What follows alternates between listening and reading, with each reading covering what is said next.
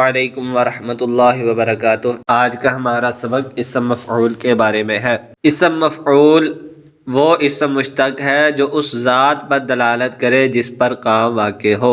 جس پر کام واقع ہوتا ہے وہ مفعول ہوتا ہے نا، اور جو لفظ بتائے کہ اس پر کام واقع ہوتا ہے وہ لفظ اسم مفعول ہوتا ہے۔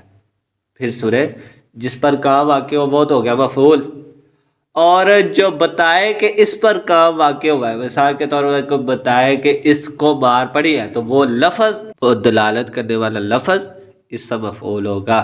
یعنی منصور وہ شخص جس کی مدد کی جائے، تو یہ جو منصور بتا رہا ہے کہ فلاں شخص کی مدد کی گئی، تو یہ منصور اسم مفعول ہے۔ اسم مفعول کو بنانے کا طریقہ کیا ہے؟ اسم مفعول کو سمجھنا اسم فاعل کے سمجھنے پر موقوف ہے۔ اگر آپ کو اسم فاعل آتا ہے تو آپ اسم مفعول آسانی سے سمجھ جائیں گے، اگر اسم فاعل نہیں آتا تو اسم مفعول کو سمجھنا ذرا مشکل ہو جائے گا۔ جس طرح ثلاثی یعنی تین حرفی فعل کے مصدر سے اسم فاعل فاعل ان کے وزن پر آتا تھا نا، تو مفعول مفعول ان کے وزن پر آئے گا، مفعول مفعولان مفعولون، اسی طرح مفعولۃ مفعولتان مفعولات۔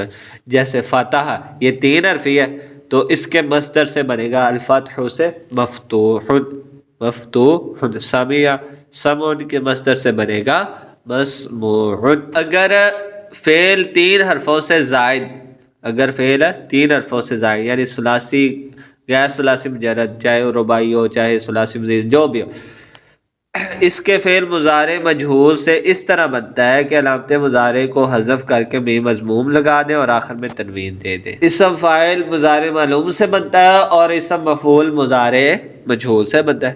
جو مثال کے طور پر یجتنب ہے نا، یہ مضارع مجہول ہے، یہ فعل ثلاثی نہیں ہے، ثلاثی مزید فی ہے اور یہ تین حرف سے زائد ہے، ٹھیک ہے؟ تو اس سے بنے گا یجتنب، اس کا مجہول کا صیغہ، تو اس سے یا کو ہٹایا، علامت مضارع دور کی، میم مضموم لگایا اور آخر پہ با کو تنوین دی، تو یہ اسم مفعول بن گیا۔ یہ میں نے آپ کو اسم مفعول اور مفعول دونوں میں فرق پہلے ہی بتا دیا ہے۔ آگے ہے سوالات ہیں، اس کے چند اسم مفعول کی تعریف کریں اور مثال دیں۔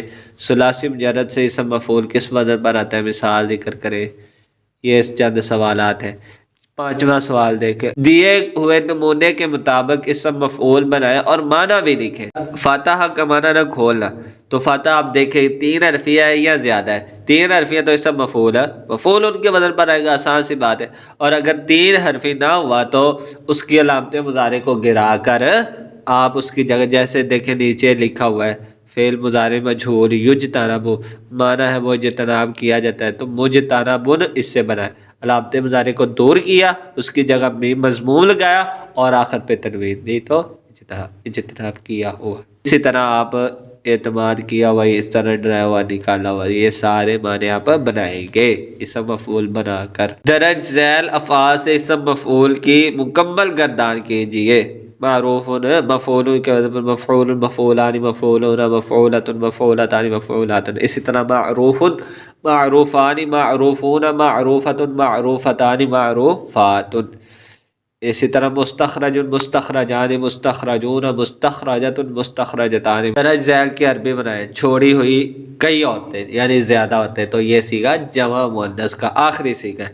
روکے ہوئے دو مرد، یہ معنی سے بنے گا نکالی ہوئی دو عورتیں، استخراجہ سے بنے گا منع ہوئے کئی مرد، یہ بھی معنی سے بنے گا۔